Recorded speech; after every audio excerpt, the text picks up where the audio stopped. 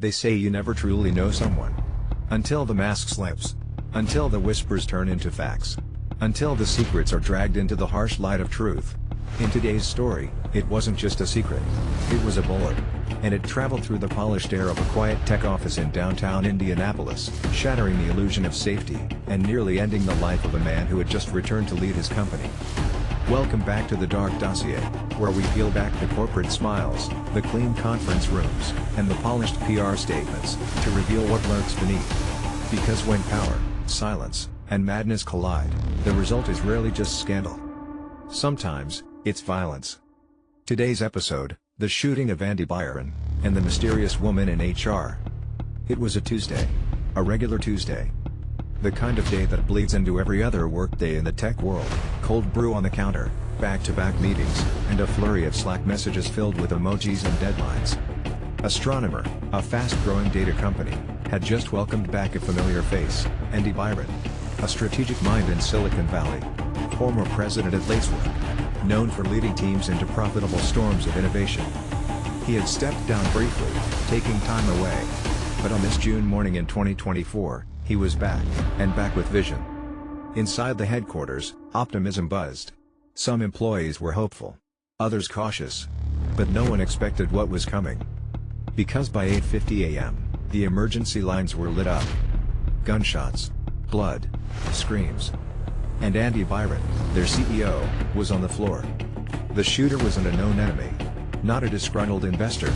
Not an ex-employee. Not even someone high on anyone's radar. She worked in HR. Mid-30s. Unremarkable to most. A soft presence. A quiet clock-in, clock-out kind of worker. She walked into a meeting room where Byron was present. Reports differ on who else may have been in the room, and opened fire. Multiple shots. Then silence. When she was apprehended, officers asked her the question everyone was thinking. Why? Her answer was as chilling as it was baffling. I didn't know who he was.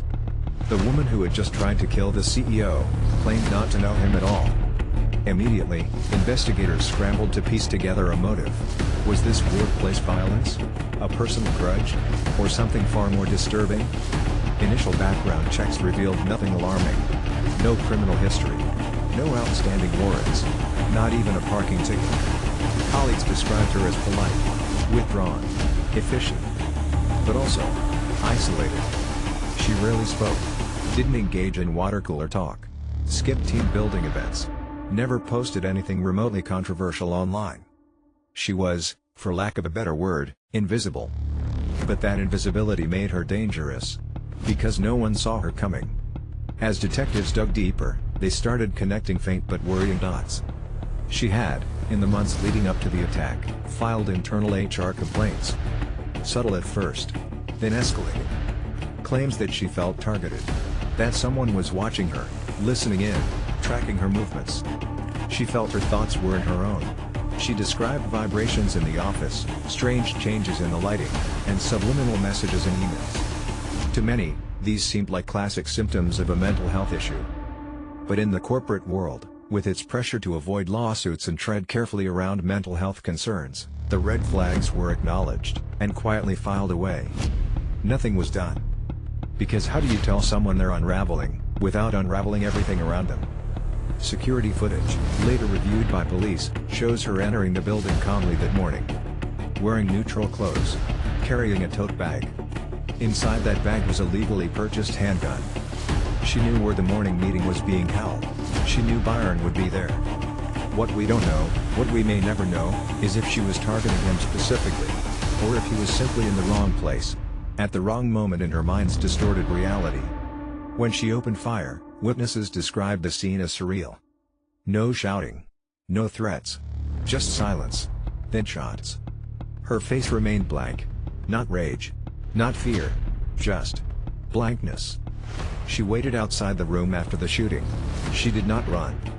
Almost as if she didn't fully grasp what she had done. Byron was rushed to the hospital in critical condition. The bullet wounds were severe, but not fatal. He underwent multiple surgeries. Doctors later said he was inches away from dying. The tech world held its breath. Astronomer released a brief statement, support for their CEO, cooperation with law enforcement, and a promise to strengthen internal security. But behind the scenes, employees were shaken. This wasn't just a security breach, it was a psychological rupture. How had someone inside the HR department, the very gatekeepers of company wellness, planned and executed an attempted assassination? Soon, experts were brought in. Psychiatrists, crisis counselors, behavioral analysts. They began building a psychological profile of the shooter. While no public diagnosis was released, law enforcement sources hinted at a suspected psychotic episode. The shooter may have been experiencing delusions, unable to distinguish reality from imagination. It explained her detachment, her paranoia, her confusion over Byron's identity. She may have truly not recognized him, not because she didn't know him, but because her mind didn't. Her brain had rewritten the script. By the time she pulled the trigger, Andy Byron wasn't a CEO. He was a symbol of whatever threat her fractured psyche had invented. When she appeared in court for the first time, the scene was eerie. She didn't speak, didn't look up, didn't react. Her attorney entered a plea of not guilty by reason of insanity. Prosecutors didn't object, they knew what they were dealing with might not be criminal in the traditional sense. But justice had to be pursued. Because Byron had nearly died. Because dozens of workers had fled a war zone they didn't sign up for. Because trust had been shattered. The shooting sent shockwaves through the tech industry. Not because it was an isolated incident, but because it wasn't. Toxic work environments, burnout, mental health neglect, high-pressure performance reviews. These were already issues in Silicon Valley and beyond. But this shooting highlighted something more terrifying. The system's inability to detect the ticking clock inside someone's mind. Especially when that someone works in HR, the very department designed to notice. Some employees never returned to the Astronomer office. A few quit outright. Others requested remote-only work indefinitely. For those who did return, the sound of gunfire never left them. One employee later told a reporter, "Every time the elevator dings, I flinch." Astronomer brought in grief counselors, installed metal detectors, increased security personnel.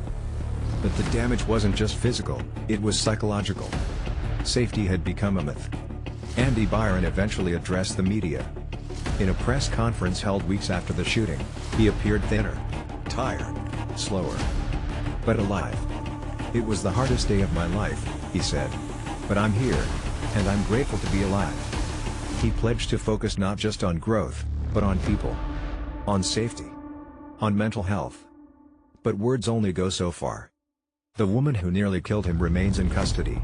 She is awaiting psychiatric evaluation and a criminal trial. Her name has not been widely released. For some, it's to protect her identity. For others, it's to shield a company from further shame. But for the Dark Dossier, it's another name in the shadows. Another case that defies easy explanation. So what do we make of this story?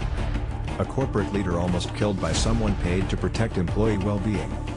An HR staffer who saw threats in emails, surveillance in lighting, and danger where there was none. A bullet that wasn't aimed at a man, but at a hallucinated monster. Some stories end with clear villains and tidy justice. This one doesn't. It ends with questions. What went unseen? What could have been done?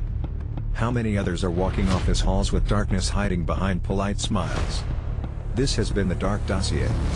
Where truth wears a suit, and madness signs in with a badge. Subscribe for more stories that hide in plain sight, and for those who dare to ask. What really lies behind the glass walls of power?